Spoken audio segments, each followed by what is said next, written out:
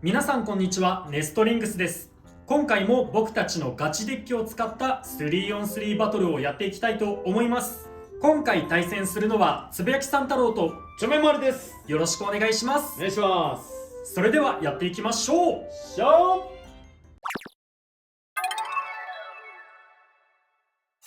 今回つぶやきさん太郎が使っていく 3on3 デッキはこちらになります。ファーストベイはフェニックスウィング 360R、 セカンドベイはドランバスター 160LF、 サードベイはウィザードロッド 960B です。前回の動画とカスタマイズとデッキの順番は全て同じになっておりますので、詳しい解説はそちらの動画をご覧ください。今回もこちらの3機で戦っていきたいと思います。はい、こちらがちょめまるのガチ 3on3 デッキになっております。ファーストベイがティラノビート 160P です。前回と変わってる点はラチェットが160になっているんですけど、460だとバーストしやすいなって思っていたので、シャークエッジもデッキに入っていないので160がティラノビートに使えるなと思っていたので、こちらを採用しています。セカンドベイがウィザードロッド 360B です。こちらはやっぱりデッキに安定性を持たせたいなって思ったのでウィザードロッドを採用しています。サードベイのコバルトドレイクは以前の動画でも説明しているので、そちらをご覧ください。今回はこの3機でバトルしていきたいと思います。それじゃあ早速やっていきましょう。まず最初にシュートポジションを決めるじゃんけんをしていきます。最初はグー、じゃんけんぽい。左、お互いのファーストベイ、せーの、じゃん。フェニックスウィング 360R、 ティラノビート 160P。 ファーストバトル、レディーセット、3、2、1、ゴーシュー。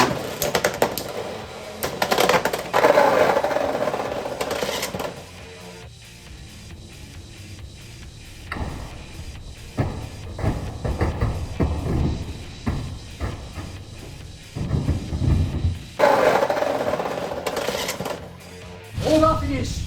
フェニックスウィングに2ポイント。やったぜ。なんか自滅感すごかったな。なんかね、当たった位置的にちょっとすっきりするようなあれではなかったね。お互いのセカンドベイ、せーの、じゃん。ドランバスター 160LF、 ウィザードロッド 360B。 セカンドバトル、レディーセット、3、2、1、ゴーシュー。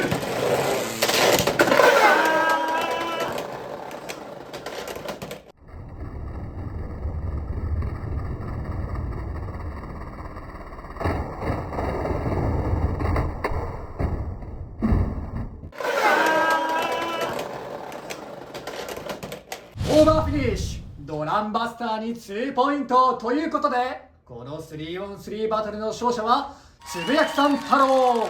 やったぜ。でもね、戦う前に話してたんだよね。じゃあ LF か。LF は確かに逆走決めればまずいかもしらん。いや、決めるとだいぶ有利だよ多分。うん。この相手が逆走を決めるかどうかがだいぶ勝利の鍵握るなって話してて、逆走ね、失敗しちゃったね。だからなんか俺の力で勝ったっていう気はあんまりないかな。3on3 バトルの勝敗は決まりましたが、残りもやっていきましょう。お互いのサードベイ、せーの、じゃん。ウィザードロッド 960B、 コバルトドレイク 560O。 サードバトル、レディーセット、3、2、1、ゴーシュー。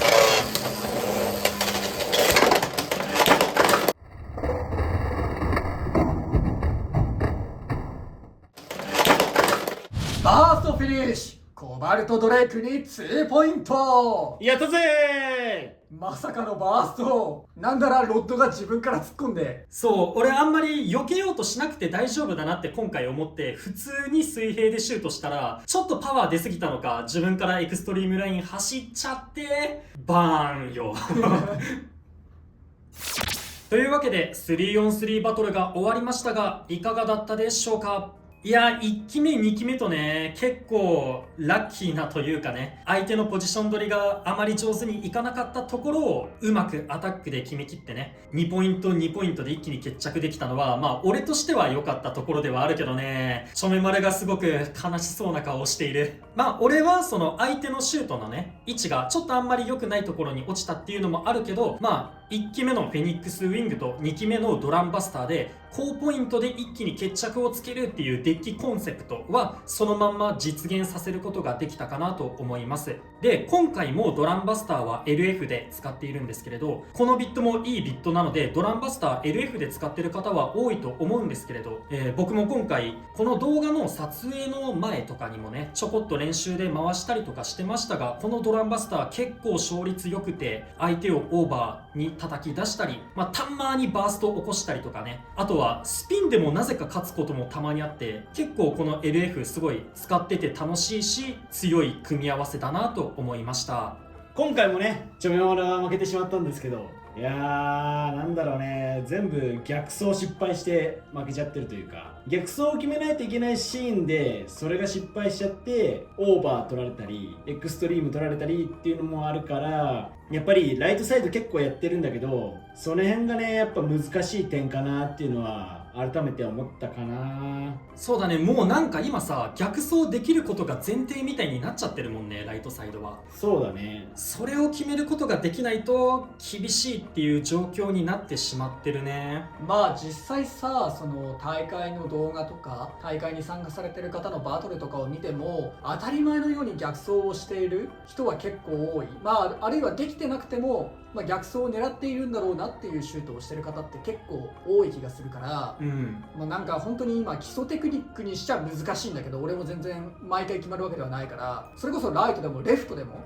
エクストリームラインの逆走っていうことをまずするところがスタートみたいなところはちょっとあるかもしれないね。実際そのバスターの LF の試合も、逆走をしていれば当たらなかった攻撃だと思うし、仮に平打ちでそのまま真ん中に打ってボールがくるくる周回した時に当たるか当たらないかっていう運ゲーをするよりは逆走を決めた方が、生還率が高いっていうのはあると思うから、いやー難しいね。